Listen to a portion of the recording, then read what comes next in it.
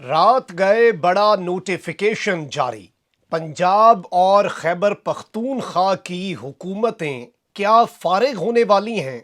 अगले चंद घंटे इंतहाई अहमियत इख्तियार कर गए, जबकि दूसरी जानब इमरान खान ने DGISPR और DGISI की प्रेस कॉन्फ्रेंस का ऐसा जवाब दिया है और ऐसी खामोशी तोड़ी है कि अब बहुत से लोग इमरान खान के जवाब से हिलकर रह गए हैं।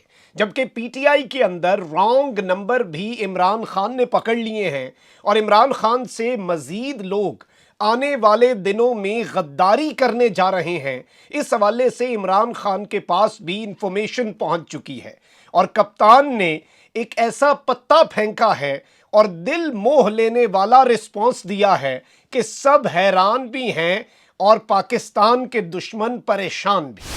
बिस्मिल्लाहिर्रहमानिर्रहीम, अस्सलाम वालेकुम नाज़रीन कराम, मैं हूं मखदूम शहाबुद्दीन और आप देख रहे हैं मेरा फेसबुक और यूट्यूब चैनल।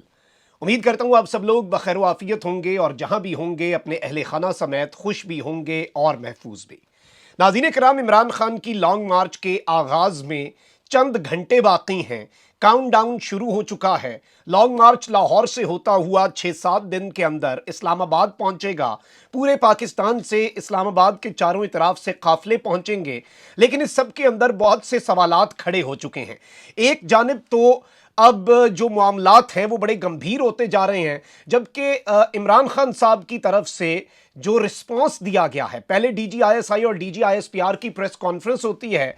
इस प्रेस कॉन्फ्रेंस के बाद हमने देखा कि पाकिस्तान तहरीक इंसाफ की सारी सीनियर लीडरशिप एक साथ एक बहुत बड़ी और अहम तरीन प्रेस कॉन्फ्रेंस करके DGISPR की और ISI की प्रेस कॉन्फ्रेंस का जवाब देते हैं। लेकिन इमरान खान साहब ने रात गए खामोशी तोड़ी है और बड़ी अहम बातें की हैं। बहुत से राजों पर से पर्दा हटाने का इंदिया तो दिया है, लेकिन एक ऐसा इकदाम किया है जो दिल जीतने के मुतरादिफ है। लेकिन सबसे पहले anchor person ARY Chaudhary Ghulam Hussain, 78 years इनकी एज है और इन्हें गिरफ्तार किया गया है लाहौर से FIA की तरफ से। अब इस सब के ऊपर इन्हें एक कॉफी शॉप पे ये बैठे थे, इन्हें वहां से गिरफ्तार किया गया और ये FIA की तहवील में है। इस हवाले से FIA का बयान भी आ चुका है और FIA ने चौधरी गुलाम हुसैन की गिरफ्तारी पर वजाहत दी है। वो कमर्शियल बैंकिंग सर्कल लाहौर को एक मुकदमे में मतलूब थे। तर्जुमान FIA ने बताया कि चौधरी गुलाम हुसैन ने 2003 में जाली दस्तावेज पर बैंक से कर्ज लिया था। उन्होंने बैंक से 5 करोड़ 70 लाख रुपए का कर्ज लिया। मुकदमे में चौधरी गुलाम हुसैन के 2 बेटे भी इश्तेहारी थे। अब ये FIA का मौक़िफ़ सामने आया है और चौधरी गुलाम हुसैन साहब जो हैं उनकी गिरफ्तारी अगर किसी मुकदमे में वो मतलूब भी थे तो टाइमिंग बड़ी इंपॉर्टेंट भी है और इसकी वजह से गवर्नमेंट जो है उसकी जानिब और फ्रीडम ऑफ प्रेस के ऊपर बहुत से सवालात उठ रहे हैं। और जाहिर बात है कि उनकी उम्र और दीगर तमाम तर चीज़ें, अगर कानूनी कोई मुकदमा है तो जाहिर बात है उसमें कानून के मुताबिक अगर कार्रवाई होती है और इस तरह के कोई इकदामात नहीं होते जिस तरह माजी में सहाफ़ियों को उठाकर किए गए हैं, वो तो एक अलग चीज़ है। लेकिन जाहिर बात है सहाफ़ती हल्के तशवीश का इज़हार भी कर रहे हैं और गवर्नमेंट जो है उस पर बहुत ज़्यादा नेशनली और इंटरनेशनली भी तनकीद हो रही है। अब यहां पर नाज़रीन कराम, एक जानिब तो बहुत बड़ी डेवलपमेंट हुई है और इमरान खान साहब के लॉन्ग मार्च से कबल ही हुकूमत ने PTI के लॉन्ग मार्च में अदम इस्तेहकाम का बाज़ाब्ता तौर पर खदशा जाहिर कर दिया है और ख़त लिखा है वजारत दाखिला ने पाकिस्तान के तमाम सूबों को। अब यह बड़ा इंपॉर्टेंट है, बारीक नुक्ता है, इसे ज़रा गौर से समझिएगा। वजारत दाखिला ने ख़त में लिखा है कि किसी को ज़बरदस्ती ताकत के ज़रिए विफाक पर चढ़ाई की इजाज़त नहीं दी जा सकती। विफाक और सूबाई हुकूमतों को आइन के तहत इत्तेहाद का मुजाहिरा करना चाहिए। खत के मुताबिक आइन के आर्टिकल 148 की शिक 1 के तहत हर सूबा विफाकी कवानीन पर अमल दरामद का पाबंद है। आर्टिकल 149 की शिक 4 के तहत जो विफाक है वो सूबों को हिदायत दे सकता है। तमाम सरकारी मुलाजमीन रियासती कवानीन के मातहत हैं और ताबे हैं। सरकारी मुलाजमीन आइन के तहत फराइज सरंजाम देने के पाबंद हैं।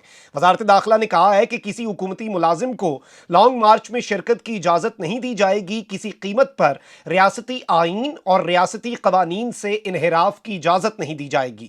خط میں کہا گیا ہے کہ صوبائی حکومتیں سرکاری ملازمین کی لانگ مارچ میں عدم شرکت کو یقینی بنائیں، لانگ مارچ میں صوبائی حکومتیں آئین اور قانون کے مطابق عمل درآمد کریں، اور اس سب کے اندر ناظرین کرام جو اقدامات ہیں یہ بڑے امپورٹنس کے حامل ہو چکے ہیں، کیونکہ وفاقی حکومت نے لا اینڈ آرڈر برقرار رکھنے کے لیے تمام صوبائی چیف ایگزیکٹوز کو وفاقی حکومت کے احکامات براہ راست ماننے کا نوٹیفیکیشن جاری کر دیا ہے۔ اب یہاں پر ظاہری بات ہے کہ کوئی ایسے اقدامات جو اس لانگ مارچ کو روکنے کے حوالے سے اگر جاری کیے جاتے ہیں اور صوبے اگر ان احکامات کی تعمیل نہیں کرتے تو کیا اسے جواز بنا کر حکومتوں کو فارغ کر کے وہاں پر گورنر رول لگایا جا سکتا ہے؟ کیا اس پاسبلٹی کو رول آؤٹ کیا جا سکتا ہے؟ تو یہ جواب ہے نہیں، کیونکہ پاکستان تحریک انصاف کے اپنے سرکلز اس آرڈر کے بعد اس خدشے کا اور اس خطرے کا اظہار بھی کر رہے ہیں، which is a very important and a very alarming matter۔